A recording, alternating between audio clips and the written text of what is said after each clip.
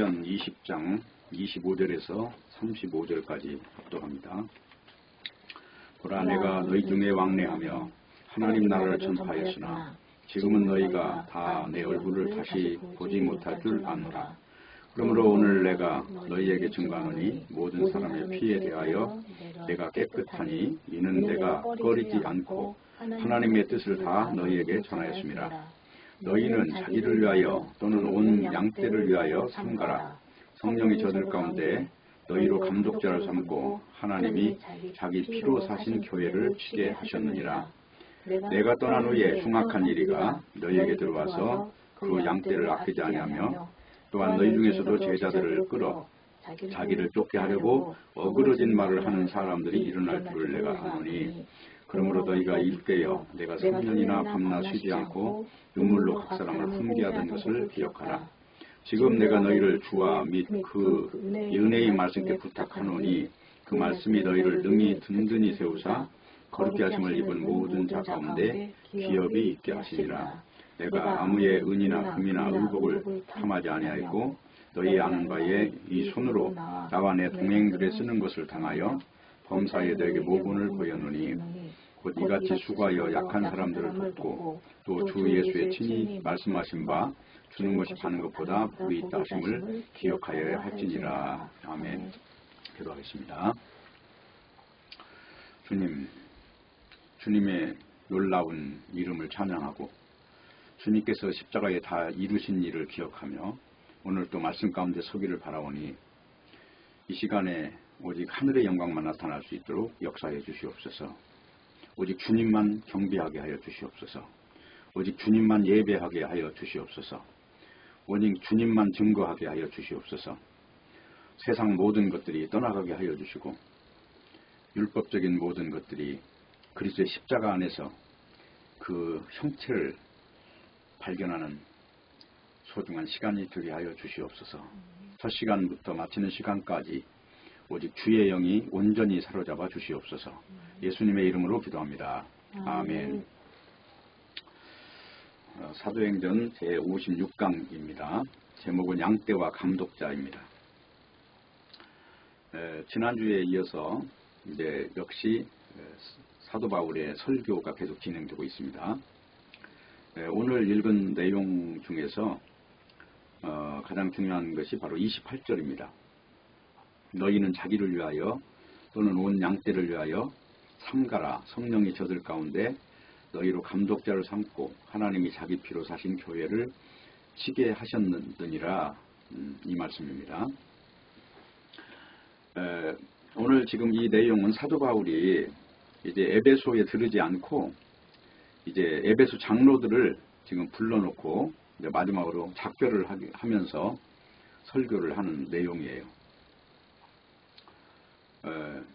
그 내용을 보면은 여기 54절을 보시면은 이렇게 나와 있습니다. 보라, 내가 너희 중에 왕래하며 하나님 나라를 전파하였으나 지금은 너희가 다 내 얼굴을 다시 보지 못할 줄 아노라. 지금 사도 바울이 이제 예루살렘에 가면 이제 에베소 사람들을 다시는 이 육체로 만날 수 없다는 것을 지금 고별하고 있는 내용입니다. 지금 이 상황에서 사도 바울이 그 에베소 교회 장로들에게 지금 하는 말이거든요. 장로들은 일종의 지금 지도자들이에요. 예. 그런데 여기서 가장 중요한 말이 이제 뭐냐면 온 양떼를 위하여 하나님이 자기 피로 사신 교회를 치게 하신다는 말씀을 하시는 겁니다. 감독자로 삼은 이유는 하나님의 피로 사신 교회를 치게 하신다는 것입니다. 자기 피로 사신 교회라고 하는 말이 이제 가장 중요한 핵심적인 용어가 되는 것입니다. 그러니까 교회라고 하는 조건이 뭐냐면 하나님의 피로 사신 어떤 그 전제가 붙어야 교회라는 용어를 쓴다는 것입니다. 자기 피를 근거한 교회라는 것이 바로 교회 조건이라고 하는 것입니다. 그러기 위해서는 자기 피가 무엇인가 이걸 이제 알아야 되는데요. 성경은 이제 처음부터 끝까지 하나님이 이제 어떻게 하시는가 그 내용이거든요. 창세기 1장에도 보면 하나님이 태초에 천지를 창조하시잖아요. 인간이 창조하신 것이 아니고 인간이 있기 전에 인간은 태초에 하나님의 천지를 창조하실 때 여섯째 날에 비로소 이제 인간이 창조가 돼요. 여기 보면 21장 26절 보면은 이렇게 나와 있어요. 하나님이 가라사대 우리의 형상을 따라 우리의 모양대로 우리가 사람을 만들고 그로 바다의 고기와 공중의 새와 육축과 온 땅과 땅에 기는 모든 것을 다스리게 하자 하시고 하나님의 자기 형상 곧 하나님 형상대로 사람을 창조하시되 남자와 여자를 창조하시고 그렇게 나왔죠. 그리고 이제 여기에 보면 이 창조가 끝나는 날이 31절이에요. 하나님이 그 지으신 모든 것을 보시니 보시기에 심히 좋았더라. 저녁이 되며 아침이 되니 이는 여섯째 날이니라 그랬어요. 그러니까 여섯째 날에 인간이 창조가 돼요. 그렇죠. 그럼 하나님이 천지를 창조하신 것이 주체가 뭐냐, 이게 주체가. 하나님의 천지 창조는 하나님이 주체시란 말이에요. 그래서 우리가 주님이라고 하나님을 부르는데 그리고 이제 여기서 중요한 언약을 세우는 것입니다. 그 언약이 뭐냐면 여기 창세기 한 15장 정도로 가보세요. 바로 이 언약을 세우시는 거예요. 창세기 15장을 보면은 이렇게 나와 있습니다. 15장 9절을 보세요.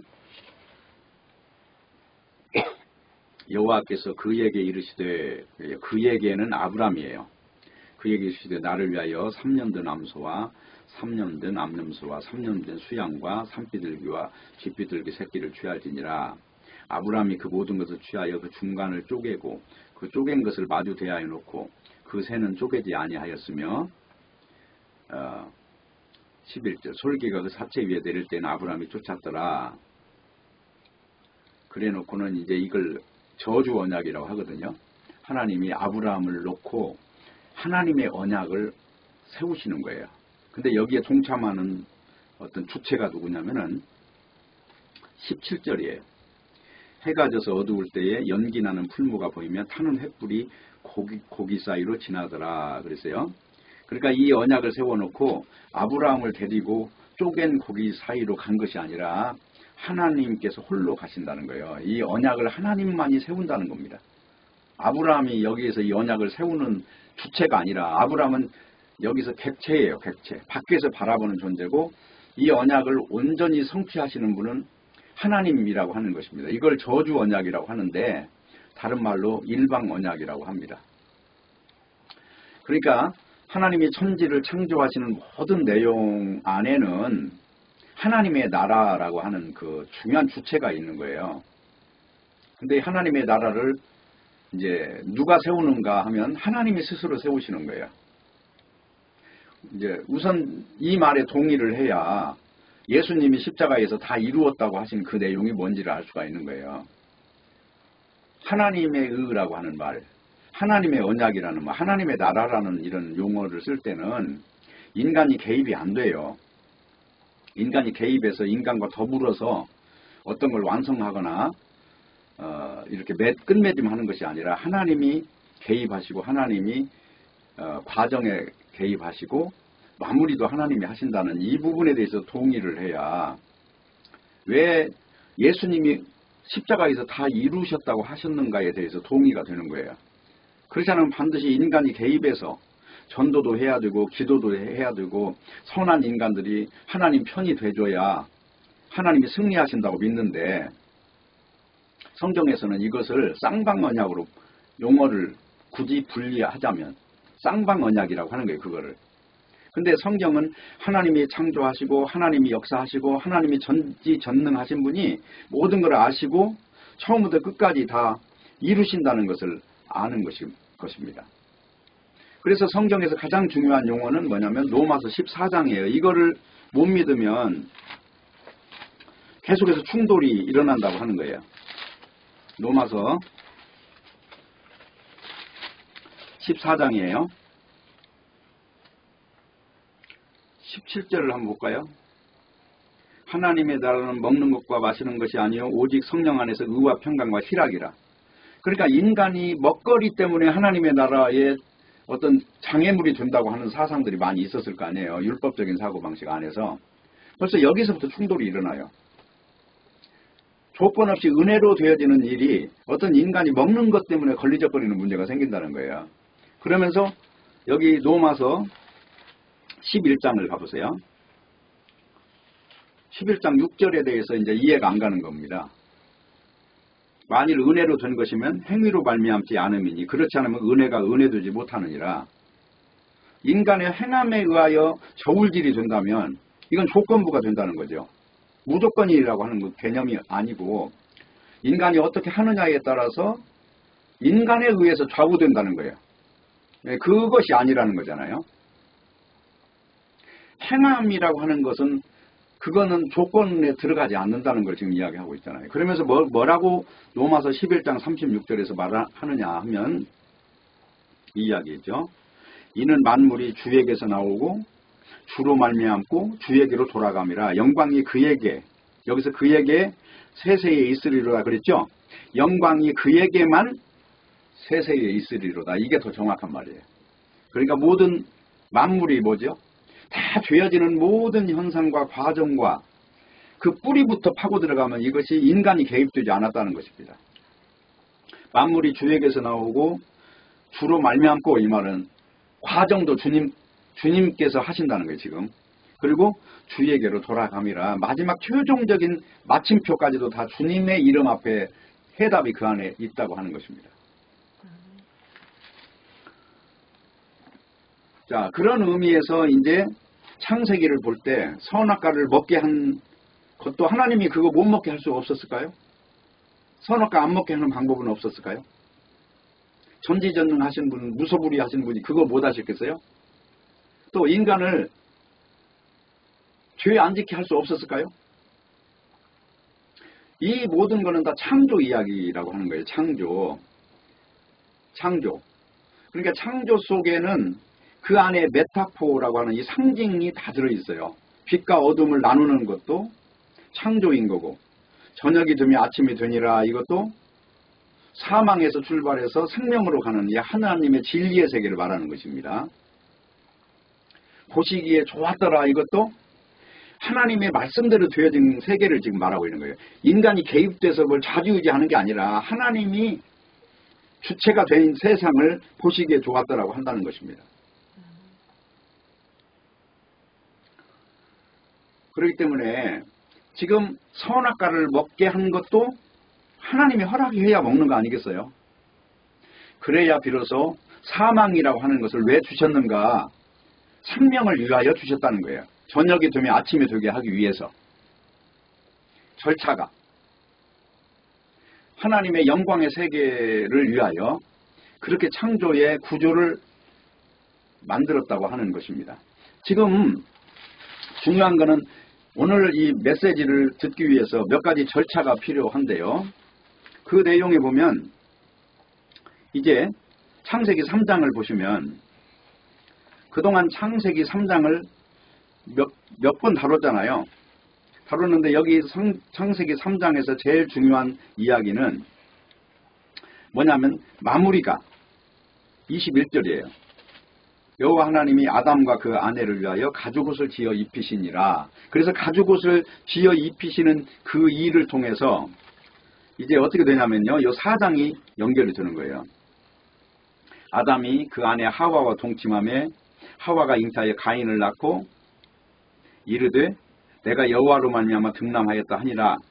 그런데 2절에 보니까 또 가인의 아우 아벨을 낳았는데 아벨은 양치는 자이였고 가인은 농사하는 자이였더라. 그런데 여기 8장에 가니까 가인이 그 아우 아벨에게 고하니라. 그 후 그들이 들에 있을 때에 가인이 그 아우 아벨을 쳐 죽이니라. 자, 그러면 하나님께서 아벨이 안 죽게는 못하셨을까요? 좀 더 쉽게 말해볼게요. 예수님이 십자가에 안 죽게는 못했을까요? 자, 이런 질문을 먼저 해야 된다는 거예요. 그러면서 이제 여기 보면 이렇게 나와 있어요. 5장을 보세요. 5장에 창세기 4장을 아까 잠깐 봤고요. 5장을 보면 아담 자손의 계보가 이러하니라 그러면서 여기 4절에 보니까 아담이 셋을 낳은 후 800년을 지내며 자녀를 낳았으며 930세를 향수하고 죽었더라. 셋은 105세에 에노스를 낳았고 807년을 지내며 자녀를 낳았으며 그가 912세를 향수하고 죽었더라. 그러면서 역사가 쭉 나옵니다. 쭉 나오죠. 나오는데 그 족보가 나오기 전에 어떤 이제 족보가 또 나오느냐 하면은 여기 4장 16절에 보면 이 이전에 나오는 족보예요. 16절에 보면 가인이 여호와의 앞을 떠나나가 에덴 동편 롯 땅에 거하였더니 아내와 동침하니 그가 잉태하여 에녹을 낳은지라. 그래서 가인의 족보가 쭉 나와요. 그러면서 여기서 중요한 인물이 두 사람이 나옵니다. 그 사람이 누구냐면 20절이에요. 아다는 야발을 낳았으니 그는 장막에 거하는 육축치는 자의 조상이 되었고 그 아우의 이름은 유발이니 그는 수금과 퉁수를 잡는 모든 자의 조상이 되었으며 그 다음에 22절 실라는 두발가인을 낳았으니 그는 동철로 각양 날카로운 기계를 만드는 자요 두발가인의 누이는 나아마이였더라. 그러면서 이 전쟁의 어떤 그 시조 그리고 한마디로 그냥 인생을 즐기는 존재의 시조가 여기 나오고 그리고 5장에 가니까 셋의 족보가 나오잖아요. 이 앞에 나오는 족보는 가인의 족보고 이 셋의 족보는 누가 죽었죠? 가인에 의해서 죽은 자가 아벨인데 아벨을 이어주는 존재가 셋이에요. 다시 말하면 아벨 대신에 하나님이 생명을 준 존재를 셋이라고 하는데 이 셋이라고 하는 존재가 영적 존재의 상징이에요. 가인은 바로 육적 존재의 상징이에요. 이 두 가지의 족보를 가지고 성경 이야기의 스토리가 전개가 된다 하는 것입니다. 그러면 왜 이런 이야기를 하느냐? 그것은 다른 게 아니라 이 3장 이 이야기를 하려고 하는 거예요. 자, 3장 7절 보세요. 이 두 가지 생명을 가진 존재가 나옵니다. 자, 두 가지 존재가 있는데 이 하나가 누구냐면 이에 그들의 눈이 밝아 자기들의 몸이 벗은 줄을 알고 무화과 나무 잎을 엮어 치마를 하였더라. 이 치마라고 하는 어떤 옷이라고 하는 게 등장을 합니다. 여기서 나오는 치마가 무화과 치마죠. 그런데 여기 아까 지금 3장 21절에 보니까 뭐라고 나와요? 여호와 하나님이 아담과 그 아내를 위하여 가죽옷을 지어 입히시니라. 그래, 인간이 만든 옷이 있고 하나님이 지어 입히신 옷이 있죠. 이 두 가지 양상의 옷이 등장을 해요. 그러면 가죽옷을 입으려면 이 무화과 옷이 있어야 돼요, 없어야 돼요? 이것은 없어져야 되는 옷이고 이 입어야 되는 옷은 뭐죠? 하나님이 주시고자 하시는 가죽옷을 입어야 되는 거예요. 그래 반드시 육으로 나는 것은 육이요 영으로 나는 것은 영이에요. 그래서 육이라고 하는 세계가 있고 영의 세계가 있는 것을 계속 암시를 해나가고 있는 거예요. 어둠이 되며 아침이 되니라 이것도 이 육은 소멸하고 영으로 사는 이것을 지금 보여주려고 하는 메타포적인 스토리예요. 성경은 상징을 가지고 실체를 보여주는 거니까. 영은 보이지 않으니까 이 보이지 않는 걸 말을 하고자 하는 거예요. 자, 이 내용이 지금 뭐냐면 골로새서를 한번 볼게요. 골로새서를 보면은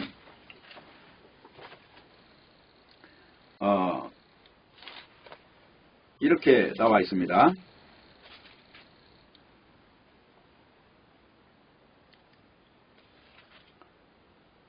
골로새서 3장을 보세요. 5절 그러므로 땅에 있는 지체를 죽이라. 곧 음란과 부정과 사욕과 악한 정욕과 탐심이니 탐심은 우상숭배니라. 그러니까 죽여야 될 게 뭐죠? 이 땅에 속한 이 지체라는 건 육체를 지금 말하고 있는 거예요. 이 육체라고 하는 거는 음란이라고 하는 것을 창세기에서 봐야 돼요. 창세기에서. 마귀가 선악과를 주어서 하나님의 말씀대로 살지 못하게 한 이것을 영적 음란이라고 해요. 음란과 부정이라고 하는 건 깨끗하지 않다는 거죠. 사욕이라고 하는 건 인간이 이 육이 돼가지고 생기는 그냥 보암직하고 먹음직하고 탐스러운 것들을 탐하는 이걸 탐심이라고 하거든요. 그러니까 이거를 우리 육체를 가지고 대입할 문제가 아니라 영적인 문제를 가지고 심도 있게 봐야 되는 거예요. 그래야 예레미야서가 이해가 돼요. 조금 더 읽어볼게요. 음란과 부정과 사욕과 악한 정욕과 탐심이니 탐심은 우상 숭배니라. 이것들을 인하여 하나님의 진노가 임하느니라. 너희도 전에 그 가운데 살 때에는 그 가운데 행하였으나, 전에가 언제죠? 영적인 세계를 모를 때는 그 가운데서 행했죠. 그런데 8절 보세요. 이제는 너희가 이 모든 것을 벗어버리라. 우리가 이 육신을 벗을 수 있어요? 우리는 육으로 지금 살고 있는데 이 모든 것을 그냥 벗으라고 그러잖아요. 이것은 뭐냐면 우리의 영적 실존, 이 본성의 현주소, 실체가 육이 아니라 영이라는 것이죠. 하나님의 가죽옷이라고 하는 것이 다른 게 아니라 예수님의 십자가를 지금 이야기하는 거예요. 그게. 왜 그걸 알 수 있냐면요. 가죽옷이 어디에 나와요?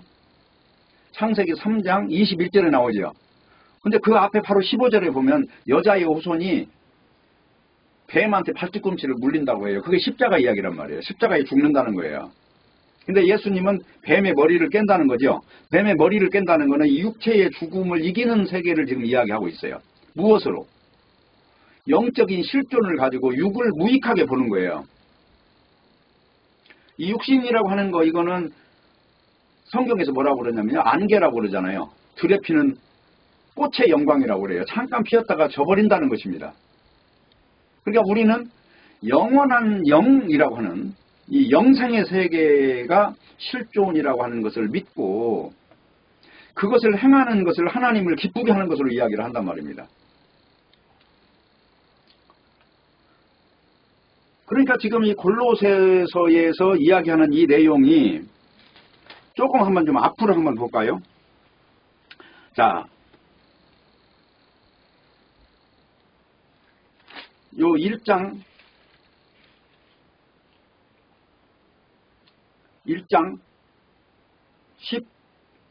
15절 보세요. 그는 보이지 아니하는 하나님의 형상이요. 그랬다. 하나님이 보입니까? 왜 안 보이죠, 하나님이? 하나님은 영이기 때문에 안 보이는 거예요. 그러니까 요한복음에서 보면 살리는 것은 영이니 육은 무익하니라 그러잖아요. 이게 육이라고 하는 거, 이것에 의미 두지 말라는 거예요. 육은 무익하니라. 영은 영이요, 육은 육이니라. 거듭나지 아니하면 하나님 나라 들어갈 수 없느니라. 그 말 앞에 뭐예요? 성령으로 거듭나라고 하잖아요. 영으로 거듭나라니, 거룩한 영으로. 요한복음 3장 이야기가 맞죠? 지금 이 내용이에요. 그래서 여기 보면 보십시오. 15절. 그는 보이지 아니하시는 하나님의 형상이요 모든 창조물보다 먼저 나신 자니 만물이 그에게 창조되되 하늘과 땅에서 보이는 것들과 보이지 않는 것들과 혹은 보좌들이나 주관자들이나 정사들이나 권세들이나 만물이 다 그로 말미암고 그를 위하여 창조되었고 또한 그가 만물보다 먼저 계시고 만물이 그 안에 함께 섰느니라. 근데 여기서 중요한 내용은 뭐냐면 보이지 않는 것이라는 거예요. 보이지 않는 것. 그러면서 이 골로새서 앞부분에 보면요. 가장 중요한 내용이 지금 이겁니다. 1장을 보세요. 1장. 도대체 신자라고 하는 이 존재가 어떤 것을 지향하는 존재인가? 이게 선명하게 나와 있어요. 에베소서 1장 17절 보세요. 우리 주 예수 그리스도의 하나님 영광의 아버지께서 지혜와 계시의 정신을 너희에게 주사 하나님을 알게 하시고 너희 마음 눈을 밝히사. 무슨 눈이요? 마음 눈을 밝히사 그의 부르심의 소망이 무엇이고 왜 불렀는가? 하나님의 나라, 영생의 나라, 그걸 주시기 위해서 불렀다는 것입니다. 그의 부르심의 소망이 무엇이며 성도 안에서 그 기업의 영광의 풍성이 무엇이며 이 풍성이라고 하는 이거는 모자람이 없다는 거잖아요. 뭐 죽어서 끝나는 세계가 아니라고 하는 것입니다.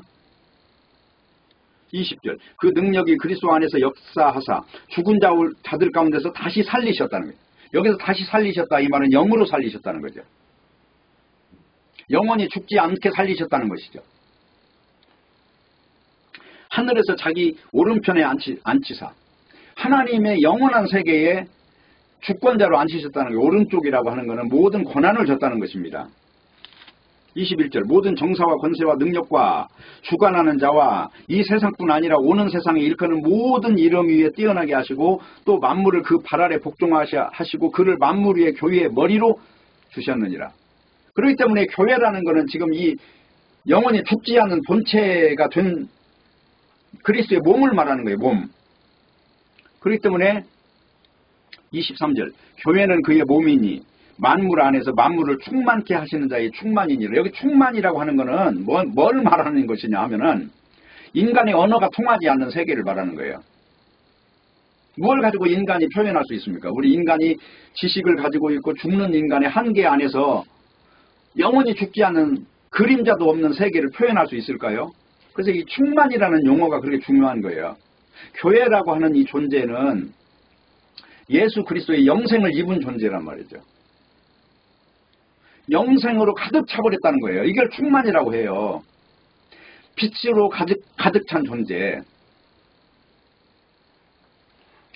그렇기 때문에 오늘 지금 이러한 내용을 가지고 오늘 이 설교를 드려야 된다는 거예요. 왜 하나님의 피로 세운 교회라는 용어를 강조하느냐. 하나님의 피가 뿌려진 이 세계를 일컬어서 죄가 없는 세계라고 그러잖아요. 구약 성경에 어린 양의 피가 뿌려지면 죄가 용서됐잖아요. 언약으로서. 근데 예수님의 십자가가 뿌려졌어요. 십자가 피가. 그 피가 배너라는 영화에 보면 그 주인공이 문둥병 걸린 어머니의 누나 십자가에 달리신 예수의 피가 딱 닿는 순간에 그 문둥병이 깨끗해지는 그 모습을 볼 수 있잖아요. 그와 같이 인간이 온전하게 되는 거예요. 그걸 하나님의 의라고 한단 말입니다. 이 하나님의 의를 입도록 하는 것을 복음이라고 해요. 자, 로마서 3장 보세요. 로마서 3장을 보면은 22절 보세요. 곧 예수 그리스도를 믿음으로 말미암아 모든 자에게 미치는 하나님의 의니 차별이 없느니라. 여기서 중요한 것이 하나님의 의예요. 이 반대말이 뭐냐면 인간의 의예요. 사람의 의. 사람의 의가 부정돼야 하나님의 의가 100%가 되는 거예요. 왜 교회를 하나님의 피로 사신 교회라고 하느냐 하면은 하나님의 의만이 가득 찬 그 존재들을 말할 때 교회라고 용어를 붙인단 말입니다.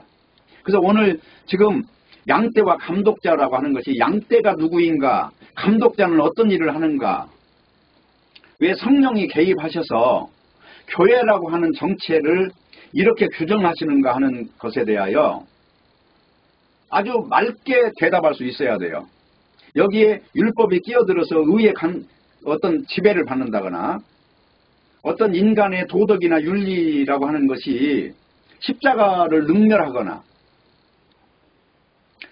이런 거는 이미 그건 도덕 아래에 있는 교회가 되는 거예요. 왜 성경은 굳이 그 많은 좋은 사람들을 놔두고 세리나 창녀를 등장시키고 왜 살인자를 등장시키고 뭐 때문에 십자가에 달리신 강도 중에서 살인자 2명이 있는데 하나는 육신을 건져주시오 당신이 구세주면, 근데 한쪽에 있는 강도는 당신의 나라가 임할 때 나를 기억하소서, 영적인 그 구세주를 바라보는 순간에 오늘 네가 나와 함께 낙원에 있으리라 하는 약속을 듣느냐. 왜 성경은 이 두 가지의 메타포를 제시하면서 하나님의 의의 세계가 무엇인가를 가르치고 있느냐 하는 이 전제를 알아야 된다는 거예요. 이것을 모르면 결국은 하나님의 피로 사신 교회라고 하는 의미가 쇠퇴해버리는 거예요. 그래서 교회가 나중에 보면 일반 종교가 돼 있어요. 한마디로 하나님의 피가 아니라 인간들이 만들어낸 척도가 교회 안에서 치리의 조건이 되는 것입니다. 그래서 간음하다 잡힌 여자를 예수님이 나도 너를 정죄하지 아니하노니 라고 하는 용어가 있어요. 가서 다시는 죄를 범치 말라. 그러니까 죄 짓지 말라 하니까 이게 도덕적인 걸로 말하는 것 같지만 알고 보면 예수님의 세계와 율법의 세계를 나눠서 이야기하거든요. 그게 요한복음 14장 이야기란 말이에요. 요한복음 14장을 잠깐 한번 볼게요. 보고 이야기를 조금만 진행해 볼게요. 요한복음 14장 이야기가 지금 바로 이 이야기란 말이에요. 14장 6절이에요. 예수께서 가라사대 내가 곧 길이요 진리요 생명이니 나로 만지 않고는 아버지께로 올 자가 없느니라. 왜 예수님의 십자가를 통해서만 하나님께 갈 수 있다고 말씀하시는가? 오직 유일하게 예수님이 십자가에 죽는 그 일 때문에 이 세상에 오신 거거든요. 예수님이 오셔서 사람들에게 그래요. 나는 죽으러 왔노라. 네. 그러면서 성령은 여기 17절이에요.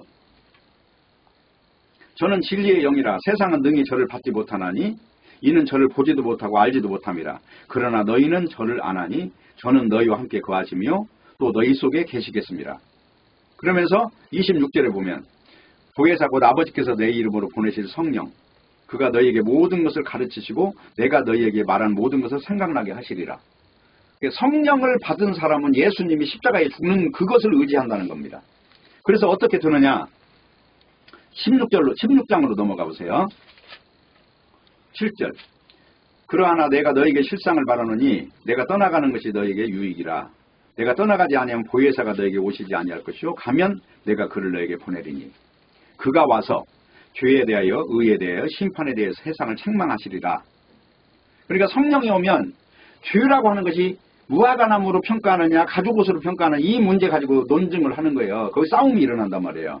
죄와 의와 심판에 대해서 세상이 보는 안목과 하나님의 피로 사신 교회들이 제시하는 기준과 다르다는 거예요. 지금 그 이야기 하고 있죠. 자, 그러면 이걸 앞으로 넘겨서 아까 간음하다 잡힌 이야기를 했잖아요. 간음하다 잡힌 여자 이야기는 여기 요한복음 8장입니다. 8장에 보니까 이렇게 나왔어요.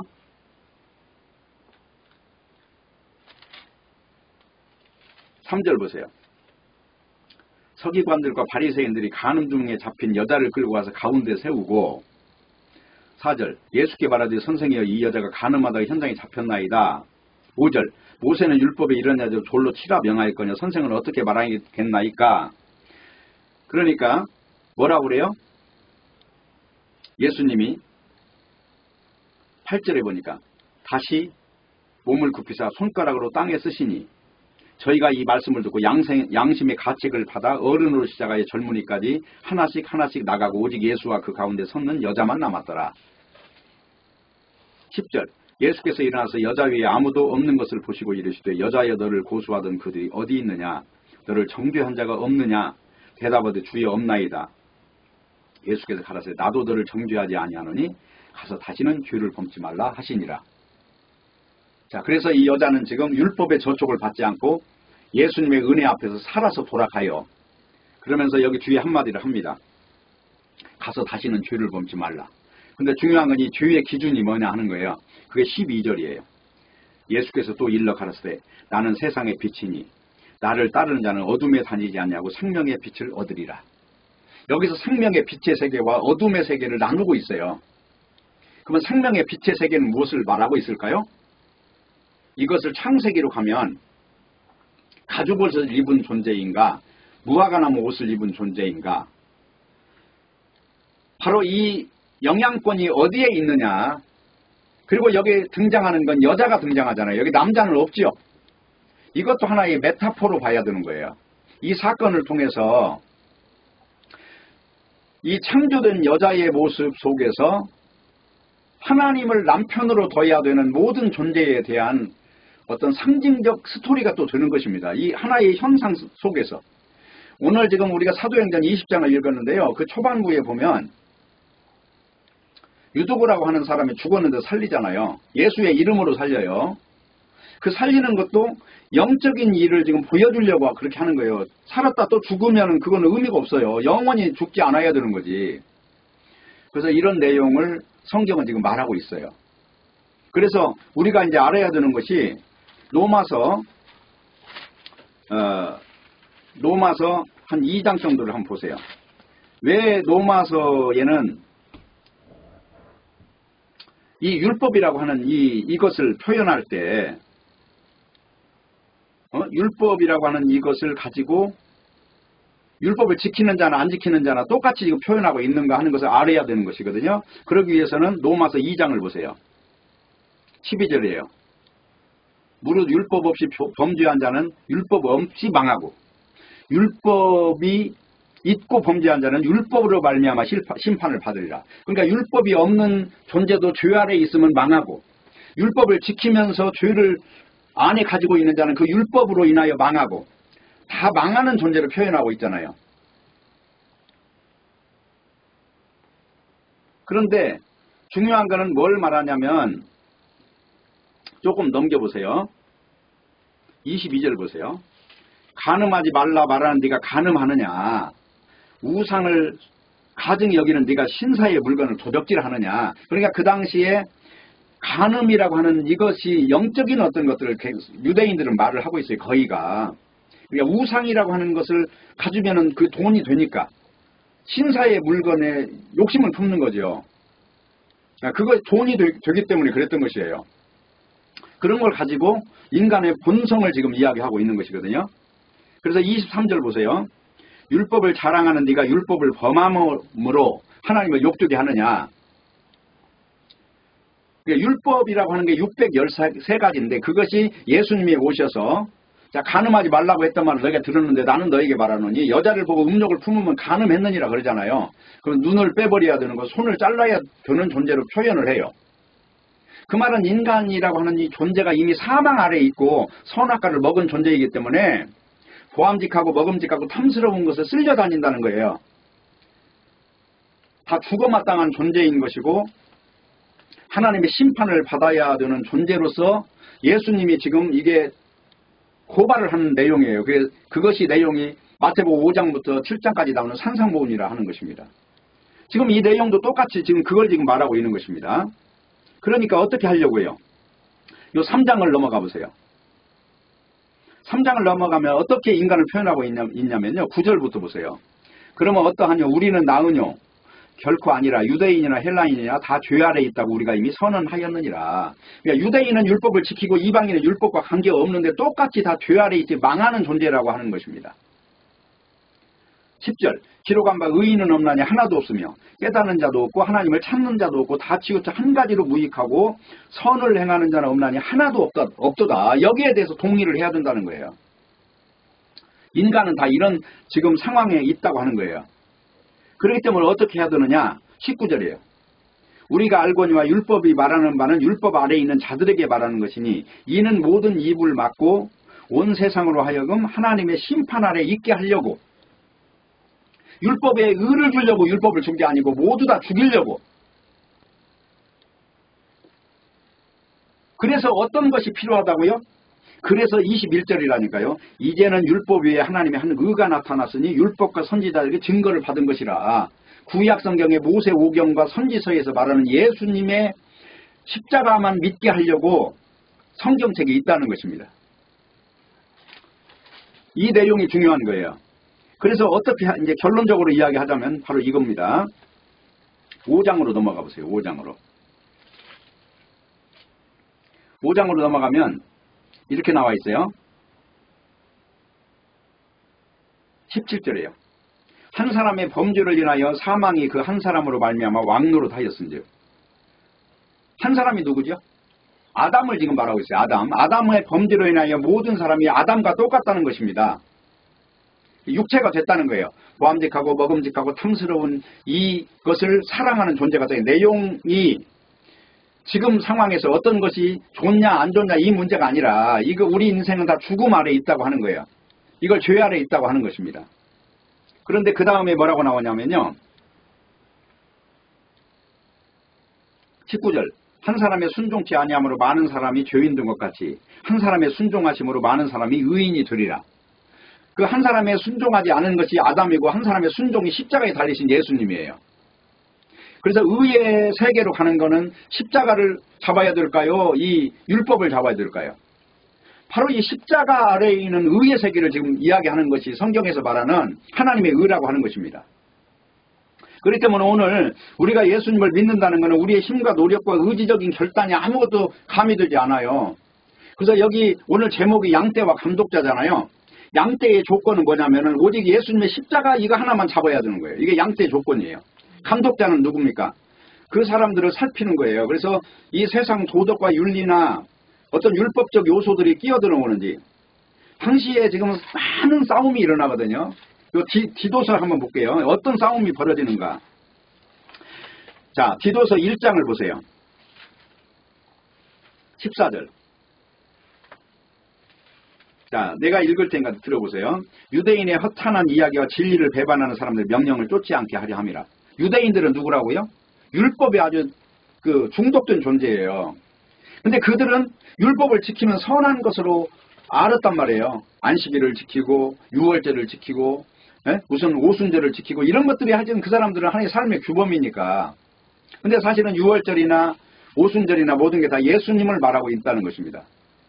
이 유월절이라는 것은 애굽에서 나올 때 양을 죽이는 그 절기를 말하는 것이에요. 그러니까 양이 죽어서 사망이 넘어간 걸 지금 말하고 있어요. 유월절 피가 문설주에 발라지면은 사망이 넘어간 것이거든요. 그게 유월절이단 말이에요. 오순절이라는 건 뭐예요? 하늘의 백성이 추수되는 날을 갖다 오순절이라고 하는 것이고. 그러니까 지금 그 이야기를 하고 있는데 이들은 전부 다 이런 한마디로 이걸 지켰냐 못 지켰냐 이걸 가지고 의의 척도로 삼았다는 거죠. 좀 더 보세요. 15절. 깨끗한 자들에게는 모든 것이 깨끗하나 더럽고 믿지 않은 자들에게는 아무것도 깨끗한 것이 없고 오직 저희 마음과 양심이 더러운지라. 그러니까 자, 깨끗한 예수님의 십자가 안에 들어가면 이게 하나님의 의의 세계를 만나지 않습니까? 근데 인간의 어떤 도덕, 윤리, 율법적 사고방식에 묶인 존재들은 인간의 문제를 가지고 그토록 집착한다는 거예요. 그래서 어떻게 돼요? 16절 보세요. 저희가 하나님을 시인하나 행위로는 부인하는 하니 가증한 자요 복종치 아니하는 자요 모든 선한 일을 버리는 자니라. 저들이 하나님의 이름은 아는데 하는 걸 보니까 하나님하고 거리가 먼단 말이에요. 하나님 영적 세계에 진입하는 길을 몰라요. 그러니까 그들은 어디에 묶여 있다는 거예요? 선한 일을 다 버리는 일을 한다는 거예요. 여기서 말하는 선한 일은 십자가 전해주는 일을 지금 말하고 있습니다. 자, 조금 넘겨볼게요. 3장으로 가보세요. 3장 5절. 우리를 구원하시되 우리 행한 바 의로운 행위로 말미암지 아니하고 오직 그의 긍휼하심을 쫓아 중생의 씻음과 성령의 새롭게 하심으로 하셨나니. 자, 우리를 구원할 때 우리 행한 의로운 행위 아니라고 그랬죠. 뭘로 된다고 그랬어요? 그의 긍휼하심으로. 중생이라는 건 거듭나는 거예요. 중생의 씻음과 성령의 새롭게 하심이라는 건 뭡니까? 성령 받으면 비로소 이제 십자가에 달리신 예수님의 피를 증거한다는 거예요. 피를. 아까 요한복음 16장에 그랬죠. 성령 받은 사람은 의와 죄와 심판에 대해서 예수님과 똑같이 말한다는 거예요. 그런 사람이 된다는 것입니다. 그래서 6절 보세요. 성령을 우리 구주 예수 그리스도로 말미암아 우리에게 풍성히 부어져서 성령을 받으면 어떻게 되느냐? 우리로 저의 은혜를 힘입어 의롭다 하심을 얻어 영생의 소망을 따라 후사가 되게 하시며. 무엇을 가지고 후사가 된다고요? 은혜를 따라서. 여기서 율법 행위가 아니죠. 은혜를 따라서 후사가 되게 하려 하십니다. 그러므로 어떻게 해야 되느냐? 9절이에요. 어리석은 변론과 족보 이야기와 분쟁과 율법에 대한 다툼을 피하라. 율법이 뭐가 옳고 그러고 이런 이야기는 아무 의미 없으니까 그런 말은 말조차 꺼내지 마라. 의미 없다. 오직 이런 거는 뭐냐면 무익한 것이요 헛된 것이니라. 그러면 어떻게 해야 돼요? 10절. 이단에 속한 사람을 한두 번 훈계한 뒤에 멀리하라. 이단이라는 건 여기서 다른 사람을 말하는 게 아니고 이 유대인들을 말합니다. 요 앞에 조금 가보세요. 아까 디도서 1장을 다시 볼게요. 10절이에요. 복종치 아니하고 헛된 말을 하며 속이는 자가 많은 중 특별히 할례당 가운데 심하니. 여기서 할례당은 유대인이에요. 이 할례밖에 안 게 남자의 표피를 자르는 사람들이에요. 그걸로 무슨 하늘나라에 들어가는 걸로 알고 있었던 존재들이에요. 거듭나지 않으면 못 간다 이 말이에요. 네? 중요한 것입니다. 그래서 여기 11절이에요. 저희의 입을 막을 것이라. 저 사람들이 말하는 거 전도 못하게 하라는 거예요. 저런 사람은 헛소리만 하는 거니까. 이런 자들이 더러운 이를 취하려고. 더러운 이라는 건 뭡니까? 사람들 돈이나 좀 얻어볼까 해가지고 사람들을 사귄다는 거예요. 마땅치 아니한 것을 가르쳐 집들을 온통 엎드려 치는도다. 그러니까 그레데인 중에 어떤 선지자가 말하되 그레데인들은 항상 거짓말장이며 악한 짐승이며 배만 위하는 게으름장이라 하니 이 증거가 참되도다. 그러니까 저들은 율법을 가지고 의의 세계를 말하고 있는데 다 거짓말이다. 이해됐죠? 그러면 어떻게 해야 되느냐? 결론을 내릴게요. 골로새서로 가보세요. 골로새서. 거듭나는 것이건, 네? 하늘나라의 사람이 되는 것이건, 하나님의 피의 교회가 되는 것이건 바로 이 진리 안에 들어가야 돼요. 2장 11절이에요. 골로새서 2장 11절. 또 그 안에서 너희가 손으로 짓지 아니한 할례를 받았으니 곧 육적 몸을 벗는 것이요 그리스도의 할례니라. 육적 몸을 벗는다는 건 이 육신을 벗는 것이에요. 그리고 뭐가 되는 거예요? 신령한 존재가 되는 거예요. 이걸 일컬어서 할례라고 해요. 아까 그레데인들은 할례를 몸에다 행했죠. 여기 지금 사도 바울은 영적 할례를 이야기하고 있어요. 그 다음에 하나 넘겨보세요. 12절. 너희가 세례로 그리스도와 함께 장사한 바 되고 또 죽은 자들 가운데서 그의 일으키신 하나님의 역사를 믿음으로 말미암아 그 안에서 함께 일으키심을 받았느니라. 지금 이게 영원히 죽지 않은 몸이 됐느냐, 이 문제 가지고 지금 할례 받았느냐 세례 받았느냐 이렇게 묻고 있죠. 바로 이렇게 해서 하나님의 능력의 세계를 만난 사람을 쉽게 말하면 여기 오늘 본문에 사도행전 20장에 나오는 대로 하나님의 피로 사신 교회라고 하는 것입니다. 그리고 감독자라고 하는 것은 여기에 일체 다른 세상적인 어떤 찌꺼기가 끼어들지 않는가, 이걸 감독하는 것을 감독자라고 해요. 그래서 오늘 또 여러분들 속에 진리가 거하고 성령이 임하셨다면 여러분이 눈이 열어질 것이에요. 그리고 눈이 열리면 지금 이게 그레데인들이 전하는 복음인지 율법주의자들이 전하는 복음인지 다 알 수가 있는 거예요. 왜냐하면 성령이 임했는데 왜 모르냐 말이에요. 성령이라는 건 거룩한 영으로 풍성해진 존재, 성령으로 인해서 충만한 존재가 됐다면, 자 보세요. 전등불만 켜도 이거 환해지잖아요. 우리가 예수 그리스도의 복음의 광채를 받았다면 내 자체가 어둠이 다 물러가는 존재가 돼야 돼요. 그래서 복음의 빛 안에 있느냐 어둠 안에 있느냐 이 문제는 딴 게 아니고 진리를 구별할 수 있는가, 그리고 진리가 아닌 다른 색채를 우리가 물러가게 할 수 있는가 하는 어떤 그 현상에 대해서 따지는 것이지, 우리가 아무리 내가 빛이라고 해도 빛 되는 건 아닙니다. 그래서 모쪼록 여러분 속에 하나님의 피로 사신 교회의 능력이 임하시기를 바라고, 정말 이 하나님의 성령의 능력을 입은 존재들이 감독자로 여러분 주변에 있기를 진심으로 바라겠습니다. 기도하겠습니다. 하나님 아버지 감사합니다. 오늘 또 말씀 주셨사오니 이 말씀과 같이 되어지도록 역사해 주시옵소서. 예수님의 이름으로 기도합니다. 아멘.